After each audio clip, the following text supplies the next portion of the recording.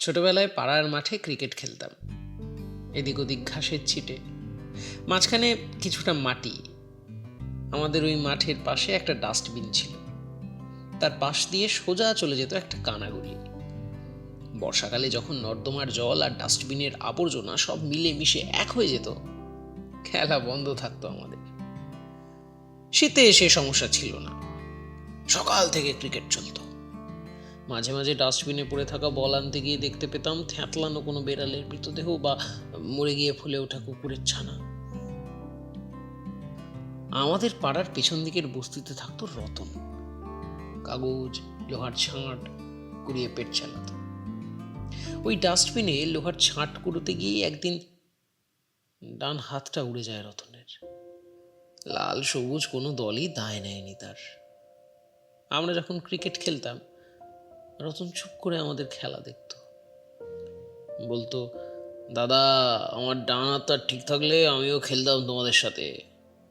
আমাদের মাঠের ঠিক পাশে একটা বেদিতে বসে থাকতো রতন। ওই বেদিটায় আগে ইস্ত্রি করত গোলক। ক্যান্সারে মরে যাওয়ার পর ওর বউ পালিয়ে যায় পাশের পাড়ার রিক্সাওয়ালার সাথে। বেদিটা তারপর থেকে ফাঁকাই থাকতো। 1999 বিশ্বকাপ, নতুন কালার টিভি। দুপুরে শুরু হওয়া খেলা দেখতে ভিড় করতো পাড়ার সবাই। ময়লা জয়বর্ধনে, কুমার সাঙ্গারকারা। রতন পিছনে দাঁড়িয়ে খেলা দেখতো। আরে মিড উইকেট ফাঁকা ছিল তো, থার্ড ম্যান আছে দেখেও এত লেট খেলবে তা বলে। রতনের কাটা ডান হাতটায় গ্যাংগ্রিন হয়ে যায়। হাওড়া স্টেট জেনারেল হাসপাতালে তখন মাটিতে আর 5টা রোগীর সাথেই শুয়ে থাকতো। শেষ 4-5 দিন, শেষ যেদিন দেখা করতে গেছিলাম, ওর হাতটা ধরে বলেছিলাম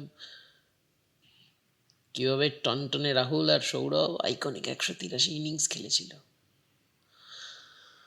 আমার আর কিছু মনে পড়ে না, শুধু রতনের বিড়বিড় করে বলে যাওয়া কিছু কথা ছাড়া। স্লিপ নেই, ও তো ফ্রন্ট ফুটে খেলে, শর্ট বল, হাফ ভলি হয়ে যাবে না তো। রতন এরপর আর বাঁচেনি, এখনো চোখ বুঝলে শুনতে পাই। রতন ক্রিকেট খেলতে চাইতো, পারেনি।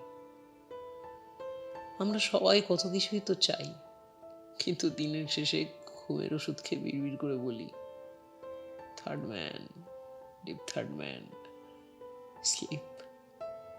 আর চোখের সামনে একটা ছেঁড়া তুলো বেরিয়ে যাওয়া নীল টেডি বিয়ার ভাসতে থাকে। তো ডায়েরিতে লেখা সেই পাতাগুলো যতবার বাবা সবার আড়ালে পড়তো, ততবার অর্ধশয্যাশায়ী একটা নিষ্প্রাণ লোকের চোখ বেয়ে জল গড়িয়ে আসত। আজ এপ্রিলের 2 তারিখ দাদা। 15 বছর আগে আজকের দিনে ব্যাঙ্গালোর থেকে তোর শেষ ফোনটা এসেছিল। সারা ভারতের প্রতিটা মানুষ সেদিন আনন্দে পাগল। আমার সাথে তোর সেদিনের বাজিটা তুই হেরেছিলি, মনে আছে?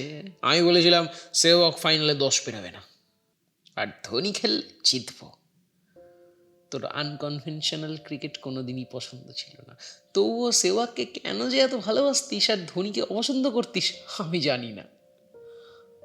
আমার ক্রিকেট দেখার এক এবং একমাত্র কারণ ছিল কিন্তু ধোনি। ওই শানির ছেলে এইটাই উঠলো, জানিস তো? ওর সাথে তোর ব্রেকআপের পর সেই যে তোর খাওয়া দাওয়া ছেড়ে বসে থাকা আর বাবার তোকে আর্সেলানের বিরিয়ানি এনে মন ভালো করার দিনগুলো এই বাড়িতে সবচেয়ে উজ্জ্বল দিনগুলোর অন্যতম। তোর প্রতিটা হ্যালো শুনে বোঝা যেত তোর মুড কেমন আছে। এতটা স্পষ্ট কাঁচের মতন মন নিয়ে ঘুরে বেরিয়েছিস। কাঁচ তো ভেঙে যায়, সায়েন্স স্টুডেন্ট হয়ে সেইটুকু কেমিস্ট্রি তোকে শেখালো না কেউ। আমার ট্রান্সফার লেটার এসেছে, বাড়ির বেশিরভাগ জিনিস চলেই গেছে গোয়ালিয়রে, ওখানেই থাকবো। কলকাতার ভালো লাগে না, জানিস তো? কিছু মানুষ তাদের গল্পটুকু ছাড়া আর এই শহরে দেওয়ার মতো কিচ্ছু নেই। প্রতিটা রাস্তা, প্রতিটা গলিতে ডিপ্রেশন প্রহর গুনছে। মানুষ আর চায় না এখানে ভালো থাকতে। কালচারাল ক্যাপিটাল নামটা শুধু একটা ভুলে যাওয়া তকমা হয়ে রয়ে যাবে। এখানে মানুষের মধ্যে শুধু অন্যকে ছোট করা, হেয় করার প্রবৃত্তি বেড়ে চলেছে। আমার জায়গায় তুই থাকলে হয়তো বলতিস মানুষের ওপর বিশ্বাস হারানো পাপ। আমি জানি তোর সহ্য ক্ষমতা অনেক বেশি, তোর সহ্য ক্ষমতা আমাদের সবার থেকে অনেকটা বেশি ছিল। সবচেয়ে বেশি যন্ত্রণা তো তুই পেয়েছিস, সবচেয়ে বেশি কষ্ট তো তোর মধ্যে দিয়েই গিয়েছে। আমাদের সবার তো একসাথে থাকার কথা ছিল দাদা।